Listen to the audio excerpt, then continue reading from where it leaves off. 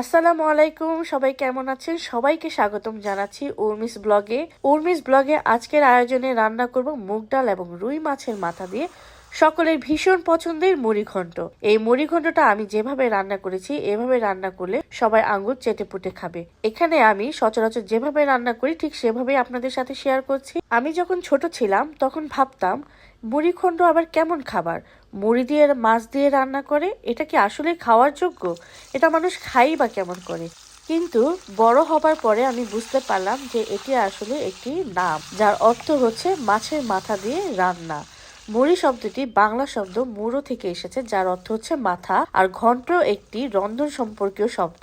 বাংলা খাবারে একটি রান্নার প্রক্রিয়া যার আক্ষরিক অর্থ সবকিছুর মিশ্রণ, একটি মিসম্যাচ যা আপনি বলতে পারেন। বাঙালি খাবারগুলোর মধ্যে এই মুড়ির ঘন্টটি অত্যন্ত জনপ্রিয়। গরম গরম ভাতের সাথে এটা কিন্তু খেতে খুবই মজাদার। রান্নাটি ভালো লাগলে সবাই লাইক, কমেন্ট, শেয়ার করে পাশে থাকবেন। আল্লাহ হাফেজ।